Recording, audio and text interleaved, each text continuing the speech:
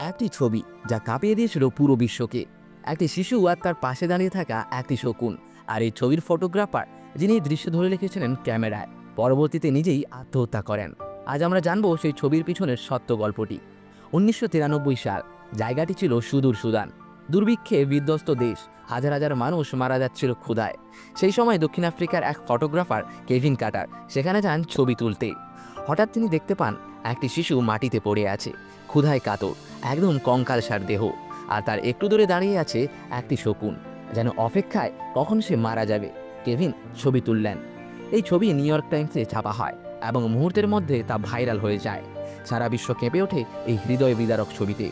এটি পুলিৎজার পুরস্কার জেতে। কিন্তু প্রশ্ন ওঠে, কেভিন কেন শিশুটিকে সাহায্য করেননি? অনেকে বলেন তিনি শুধু ছবি তুলেই চলে গিয়েছিলেন, কিন্তু বাস্তবতা ছিল আরও কঠিন। সে সময় তাদের বলা হয়েছিল রোগ ছড়ানোর ভয়ে শিশুদের ছোঁয়া যাবে না। তবুও এই এক ছবি কেভিনের মনে দাগ কেটে দেয়। অপরাধবোধ তাকে গ্রাস করে নেয়। ছবির জন্য পুরস্কার পেলেও মানসিক যন্ত্রণায় ভুগছিল কেভিন। শুধুই একটি নয়, বরং আরও বহু মর্মান্তিক দৃশ্য দেখেছিলেন তিনি জীবনে। অবশেষে 1994 সালে মাত্র 33 বছর বয়সে আত্মহত্যা করেন তিনি।